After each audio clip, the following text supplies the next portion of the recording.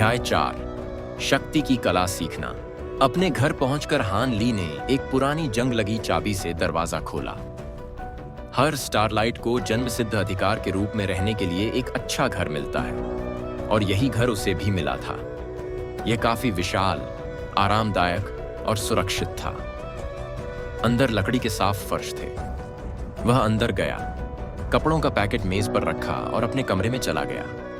उसकी मां एक आरामदायक कंबल के नीचे गहरी नींद में थी। अभी भी नहीं जागी, उसने सोचा और उसे न जगाने का फैसला किया। इसके बजाय वह बिस्तर के किनारे गया और नीचे से दानव परिवर्तन सूत्र निकाला। पुस्तक को हाथ में लेकर वह वापस आया और मेज के पास एक कुर्सी पर बैठ गया। फिर उसने कपड़े के पैकेट से पुस्तकालय से लाई गई किताबें निकाली। असल में वह सीधे साधना शुरू करने से पहले इसके बारे में थोड़ा और समझना चाहता था।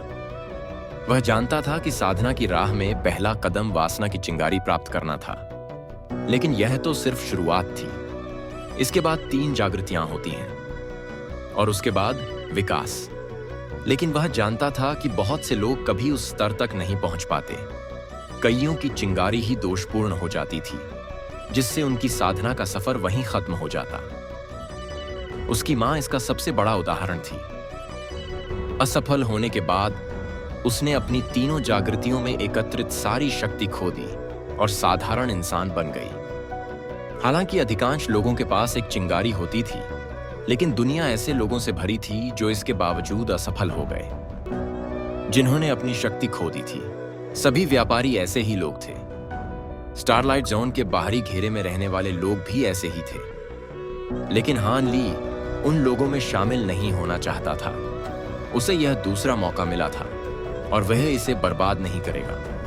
वह इनर सर्कल में पहुंचना चाहता था। उसने अच्छी नींव बनाना नामक पुस्तक उठाई और पढ़ना शुरू किया।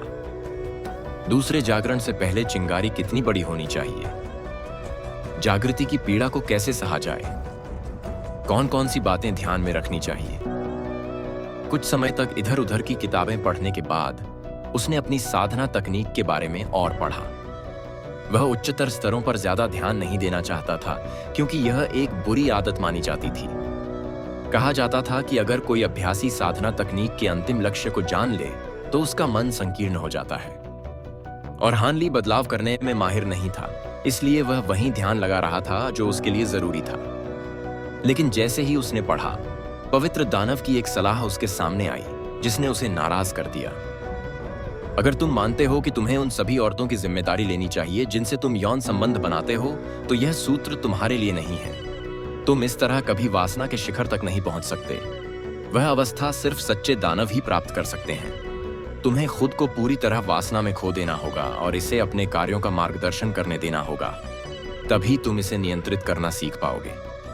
यह पढ़कर हान ली को गुस्सा आया, लेकिन उसने सिर हिलाया और मन ही मन सोचा, तुम खुद कह रहे हो कि तुम शीर्ष पर नहीं पहुंचे, तो फिर तुम कैसे जानते हो कि असली शीर्ष क्या है? अगर वासना का दानव यह सुनता तो वह शायद दंग रह जाता कि कोई साधारण इंसान उससे ऐसा कह रहा है। लेकिन अक्सर ऐसा होता है कि लोग वही मानते हैं जो वे मानना चाहते हैं, न कि वह जो उन्हें मानना चाहिए। हान ली कुछ देर तक पढ़ता रहा। जैसे ही वह दूसरे भाग पर पहुंचा, पके हुए केले के फ्राई की खुशबू उसकी नाक में घुस गई। उसने किताब बंद की और दानव शास्त्र को अपने हाथों में दबाते हुए रसोई की ओर बढ़ा। उसकी मां जाग चुकी थी और खाना बना रही थी। पास ही केले के फ्राई से भरी एक प्लेट रखी थी। तुम क्या बना रही हो? कुछ चावल और ठंडी मछली, यू ली ने कहा, बिना नजरें उठाए। हान ली ने एक लंबी लकड़ी की कुर्सी खींची और उसे उसके पास ले आया। फिर उसने अपनी मां को कुर्सी पर बैठा दिया। वह मुश्किल से 1.65 मीटर लंबी थी, जबकि वह 1.75 मीटर का था। उसे उठाना उसके लिए आसान था। मैंने तुमसे कहा था ना कि बैठकर ही खाना पकाओ, लेकिन मुझे खड़े होकर खाना बनाना पसंद है। यू ली ने मुंह बनाया और मिट्टी के बर्तन में करछुल चला दी। उसके पैरों में समस्या थी। जब उसकी साधना असफल हुई तो उसकी स्पार्क खराब हो गई थी। लंबे समय तक खड़े रहने पर उसके पैरों में तेज दर्द होता था, कभी कभी असहनीय। हान ली जानता था कि इस दर्द का इलाज करना कितना मुश्किल था। वह उसकी मालिश भी नहीं कर सकता था, क्योंकि उसे छूना भी बहुत दर्दनाक था। क्या अब दर्द हो रहा है? पिछले कुछ हफ्तों से दर्द शांत था, लेकिन वह नहीं जानता था कि यह फिर कब लौट आएगा। नहीं, अभी नहीं, अब जाओ और खाओ। हान ली ने प्लेट उठाई और बोला, तुम इतना क्यों चिढ़ रही हो? मैं तो तुम्हारे भले के लिए कह रहा हूं। जब दर्द बढ़ेगा तो मुझसे ठंडा पानी लाने को मत कहना। यू ली ने खाना पकाना जारी रखा और ऐसे दिखाया जैसे उसने कुछ सुना ही ना हो। लेकिन अचानक उसने पूछा, अगर तुम्हें साधना की मूल बातें सीखनी थी तो मुझसे पूछ सकते थे। इतनी किताबें लाने की क्या जरूरत थी? क्या इसके लिए भुगतान नहीं करना पड़ेगा? नहीं, मैंने पहले भी वहां एक बूढ़े आदमी के लिए खाना बनाया था। उसे मेरा खाना बहुत पसंद है, इसलिए उसने मुझे किताबें मुफ्त में दे दी। बस शर्त थी कि मैं आज ही लौटा दूं। यू ली ने सिर हिलाया और अपने पकवान की ओर ध्यान दिया।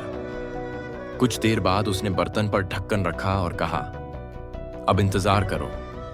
हान ली ने तुरंत बीच में टोका, एक और धूप बत्ती के समय जितना इंतजार करो। वे दोनों एक साथ बोले, और आज का पकवान तैयार है। वे अपनी हंसी रोक नहीं सके। फिर यूली ने उसकी ओर गंभीरता से देखा और पूछा, तो जियो हान, तुमने पत्नी पाने के बारे में क्या फैसला किया है?